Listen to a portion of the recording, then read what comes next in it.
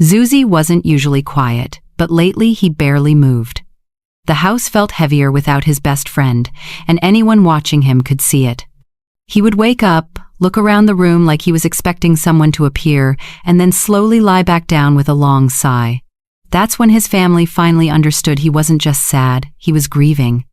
For years, Zucusy and the old cat had been inseparable.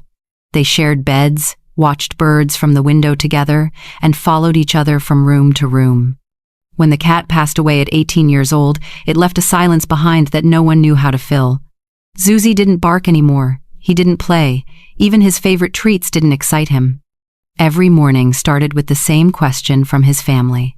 "Are you okay, buddy?" But his soft eyes always gave the same answer: he missed his friend. His family tried everything to lift his spirits, but nothing worked. He needed companionship, not distractions. And then, almost by accident, they thought of Rosco, their bearded dragon. He wasn't a dog, not even close, but he was gentle and calm.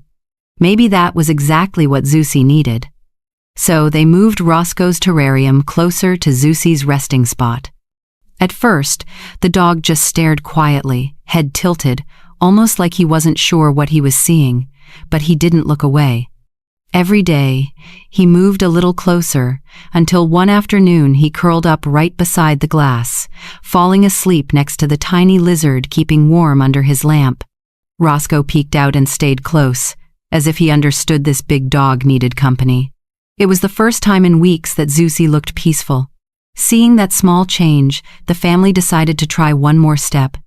They carefully lifted Rosco out and placed him near Zusy. Everyone held their breath, unsure what to expect. But Zusy simply sniffed gently, let out a soft exhale, and lowered his head beside Rosco as if welcoming him. And Rosco? He climbed onto Zusy's paw like it was the most natural thing in the world. From that moment on, things slowly shifted. Zusy followed Rosco around the house when he was out of the terrarium, staying close like a quiet protector. When Rosco sat under the sun outside, Zusy rested right next to him, tail softly wagging. The two of them soaked in the warmth, side by side. The sadness in Zucusy's eyes started to fade. On days when the house got loud or someone new came over, Rosco seemed to sense Zusy's worry. He positioned himself near the dog, blinking calmly. Zusy always relaxed the moment Rosco settled beside him. Somehow, that tiny lizard knew exactly how to help him. There were funny moments too. Sometimes Zucusy would drop his squeaky ball next to Rosco, waiting for a reaction.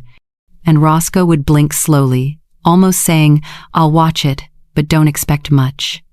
Other times, they found Rosco curled up in Zusy's dog bed. Instead of moving him, Zusy quietly lay down beside him and made more room. It wasn't a typical friendship, far from it. But it worked. A grieving dog found comfort in a small reptile who didn't say a word. Rosco didn't replace the friend Zusy had lost, but he helped fill the empty space with something warm and new. As time passed, Zusy started to smile again. He played. He ate well. He greeted his family at the door with his old excitement. And every time they looked over, Rosco was somewhere close, doing his part without even knowing it. Their bond became the heart of the home, unexpected, gentle, and full of healing. If this story about Zusy and Rosco brought a smile to you, feel free to like or comment. And remember, before adopting or caring for exotic pets, always research their needs and speak with experts. Every animal deserves a safe, healthy, and loving home.